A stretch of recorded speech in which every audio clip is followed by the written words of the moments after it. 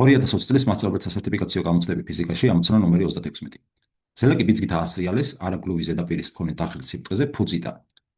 გარკვეული დროის შემდეგ ძელაკი ჩამოსრიალდა ფუძესთან, ნულოვანი დონე დახრილი სიბრტყის ფუძია. შეუსაბამოდ ჩამოთვლილ ფიზიკურ სიდიდეებს, მათი ტედროზე დამოკიდებულების თვისებრივი გრაფიკები, პასუხების ფურცლზე ცხრილი სათანადო უჯრედში დასვით ნიშანი X. მომდით სანამუშაურო ამოცანის გაკეთებას შეუდგებოდეთ, მოკლედ გავიხსენოთ დახრილ სიბრტყეზე სხეულის მოძრაობა, კერძოდ თუ განვიხილავთ დახრილ ზედაპირს, მოდით დახრილის კუთხე იყოს ალფა და ამ სხეულზე, ვთქვათ, მოთავსებული გვაქვს რაიმე m მასის სხეული. ამასთან შემოვიტანოთ ორდინატთა სისტემა. x ღერძზე მიმართოთ ამ სხეულის მოძრაობის მიმართულების გასწვრივ, ხოლო y-ი მიმართოთ ამ დახრილი ზედაპირის მართობ სიბრტყეებში. და თუ რადგანაც არაგლუვი ზედაპირის მქონე დახრილ სიბრტყეს განვიხილავთ, ამ შემთხვევაში ამ სხეულზე იმოქმედებს სიმძიმის ძალა, რომელიც ვერტიკალურად ქვემოთ იქნება მიმართული, ის იქნება mg ძალა. ამასთან იმოქმედებს საყრდენის რეაქციის ძალა n და ხახუნის ძალა. ახლა თუ დავაკვირდებით, აი ეს დიდი სამკუთხედი და გამომდინარე იქიდან ეს დიდი სამკუთხედი და ეს პატარა სამკუთხედები ერთმანეთის მსგავსი არის, ეს კუთხეც იქნება ალფა, შესაბამისად ეს კუთხეც იქნება ალფა. და მოდით ჩავწეროთ ამ სისტემისთვის ნიუტონის მეორე კანონი. ნიუტონის მეორე კანონის თანახმად ამ სხეულზე მოქმედი ძალათა თოქმედი ტოლი უნდა იყოს ამ სხეულის მასისა და აჩქარების ნამრავლის, შესაბამისად გვექნება mg-ს ვექტორულად თუ ჩავწერთ დამატებული რეაქციის ძალა, დამატებული ხახუნის ძალა, ტოლი უნდა იყოს მასისა და აჩქარების ნამრავლის. ახლა თუ ამ ტოლობას გადავწერთ გეგმილებში, კერძოდ y გეგმილისთვის გვექნება y გეგმილისთვის y ღერძზე mg-ს გეგმილი y ღერძზე იქნება, რადგანაც y ღერძი ზემოთ არის დახრილი სიბრტყის მართობ სიბრტყეში ზემოთ გვაქვს მიმართული, mg-ს გეგმილი იქნება -mg კოსინუს ალფა. რეაქციის ძალა და y ღერძი ერთი წრის გასწვრივ არის, ამიტომ ზედაპირი n-ის ტოლი იქნება y გეგმილი რეაქციის ძალის, ხოლო ხახუნის ძალა, რადგანაც მხოლოდ x ღერძის გასწვრივ მოქმედებს, მისი გეგმილი y ღერძზე 0-ის ტოლი იქნება და აჩქარებაც y ღერძის გასწვრივ არ გვაქვს, ამიტომ m-ას მნიშვნელობა 0-ია, ამიტომ ეს მთლიანად 0-ის ტოლი იქნება. საიდანაც ჩვენ გამოგვივა, რომ n-ი საყრდენის რეაქციის ძალა ტოლი ყოფილა mg კოსინუს ალფას. ახლა შეეხება x ღერძის გეგმილებისთვის გვექნება შემდეგი მოცემულობა. mg-ს გეგმილი x ღერძზე იქნება mg სინუს ალფა. რეაქციის ძალას გეგმილი არ აქვს, დამატებული 0, ხოლო ხახუნის ძალა მინუს, რადგანაც ხახუნი x ღერძის საპირისპიროდ არის მიმართული, მინუს f ხახუნის ძალა გვექნება, თუმცა თუ გავითვალისწინებთ, რომ f ხახუნი თავისუფლად ტოლი არის μ-n-ის, ამას უნდა გამოვაკლოთ μ ჯერ n, ხოლო n-ი თავისუფლად არის mg კოსინუს ალფა, ამიტომ ამას გამოვაკლებთ μ-mg კოსინუს ალფა. ეს ტოლი არის m-ას. ას გეგმილიც აჩქარება არის მიმართული მოძრაობის მიმართულებით ამ შემთხვევაში და ახლა m-ასებს თუ შევკვეცავთ, აჩქარებისთვის მივიღებთ შემდეგ გამოსახულებას g, შეიძლება გარეთ გავიტანოთ, მოდით მივიღებთ g სინუს ალფას მინუს μ კოსინუს ალფა.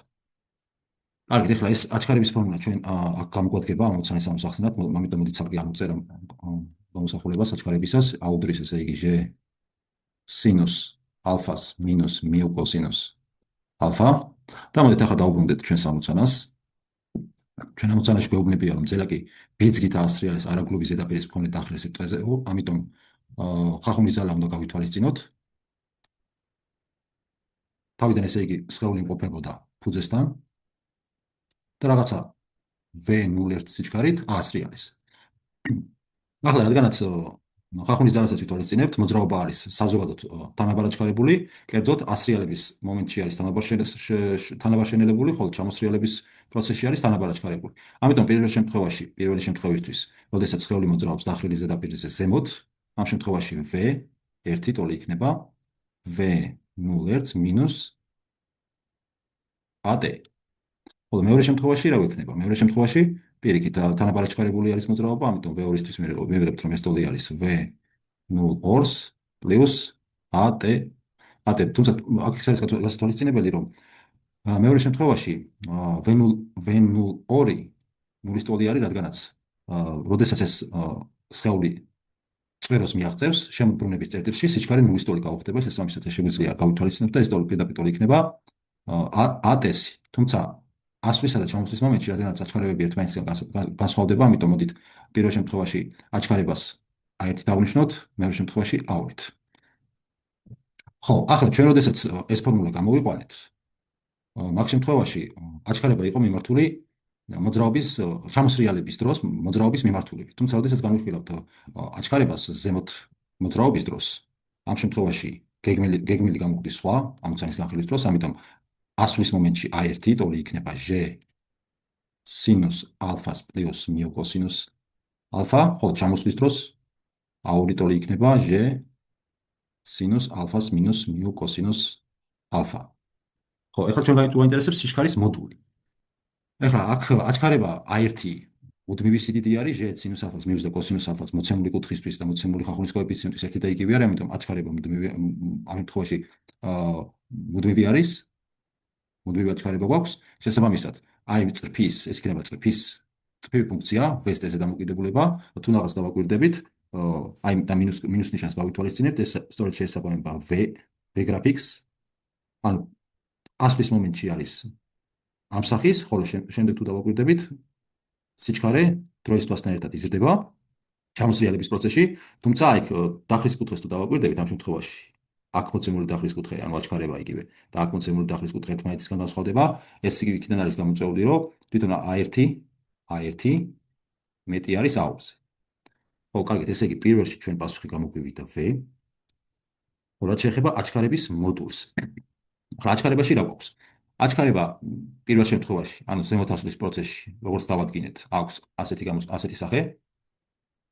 და თუ გავითვალისწინებთ, რომ A1 A2-ზე მეტი არის, ეს გრაფიკი უნდა შედგებოდეს ორი ნაწილისაგან, ორივე მუდმივი უნდა იყოს, თუმცა თუ გავითვალისწინებთ აი პირობას, A1 მეტი უნდა იყოს A2-ზე.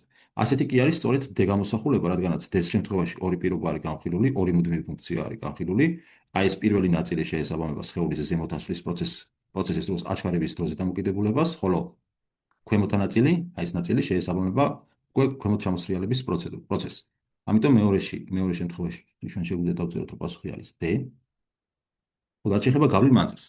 ხო, გავლილ მანძილის შემთხვევაში, ახლა სანამ სხეული მოძრაობას დაიწყებდა, ცხადი არის მას გავლილ მანძილი ნულის ტოლი იქნება, თუმცა როდესაც ის მოძრაობას დაიწყებს გავლილი მანძილი სულ უნდა იზრდებოდეს, აგრეთვე ნულიდან უნდა იწყებოდეს და თუ დავუკვირდებით ამ გრაფიკებს, ასეთი გრაფიკი არის მხოლოდ და მხოლოდ A, ნულიდან იწყება და სულ იზრდება. ანუ მესამე შემთხვევაში შეგვიძლია ვთქვათ, რომ პასუხი არის A. გადავიდეთ მეოთხეზე, კინეტიკური ენერგია. ახლა გვაინტერესებს კინეტიკური ენერგიის დამოკიდებულება დროზე. ხო, თუ გავითვალისწინებთ კინეტიკური ენერგიის გამოსახულებას, კინეტიკური ტეზე დამოკიდებულებით ჩავწეროთ, მოდით, ეს ტოლი არის mv კვადრატ e შეფარდებული ორთან. ახლა საწყის მომენტში სხეულს კინეტიკური სხეულს ჰქონდა მაქსიმალური სიჩქარე. შემდეგ ასვლის მომენტში ეს სიჩქარე ნელ-ნელა, კინეტიკური ენერგია მაქსიმალური ჰქონდა საწყის მომენტში, ნელ-ნელა მცირდება. როდესაც ის აღწევს მაქსიმალურ სიმაღლეს, კინეტიკური ენერგია ნული ხდება, ხოლო შემდეგ ისევ ჩამოსრიალების პროცესში ისევ იზრდება. ასეთ შემთხვევას გამოსახავს E გრაფიკი, რადგანაც E გრაფიკი თავიდან კვადრატულად მცირდება, ხოლო შემდეგ კვადრატულად იზრდება. შესაბამისად, მეოთხე შეგვიძლია ჩვენ დავწეროთ, რომ პასუხი არის E. ხოლო პოტენციური ენერგიასაც შეეხება, პოტენციური ენერგია პირიქით, სადაც კინეტიკური ენერგია იზრდება, იქ პოტენციური მცირდება, როგორც ვიცით, ხოლო სადაც პოტენციური იზრდება, იქ კინეტიკური სადაც პოტენციური იზრდება, იქ კინეტიკური მცირდება, სადაც კინეტიკური იზრდება, იქ პოტენციური მცირდება, ეს აქედან გამომდინარე, ეს შებრუნებული კვადრატული ფუნქცია უნდა იყოს, ამიტომ ამ გრაფიკებში კი პოტენციური ენერგია შეესაბამება G. ანუ თუ დავუკვირდებით G გრაფიკს, თავიდან არის ნულის ტოლი, რადგანაც E პოტენციური დამოკიდებული არის სიმაღლეზე, MGH-ის ტოლია. H სიმაღლე თავიდან ფუძეს ვითხრეს, რომ სიბრტყის ფუძე აიღეთო, ნულოვან დონით აირჩიეთ სიბრტყის ფუძეო, ნულოვანი დონით დახრილი სიბრტყის ფუძე არისო, ამიტომ H სიმაღლე ამის ნულის ტოლი არის, შესაბამისად მოძრაობის დაწყების მომენტში სხეულის პოტენციური ენერგია რა აქვს, შემდეგ იზრდება, მაქსიმალურ სიმაღლეს, მაქსიმალურ მნიშვნელობას აღწევს, როდესაც ეს სხეული იმყოფება ზედა წერტილში, ხოლო შემდეგ ისე მცირდება, ამიტომ პასუხი არის მე-5-ში G.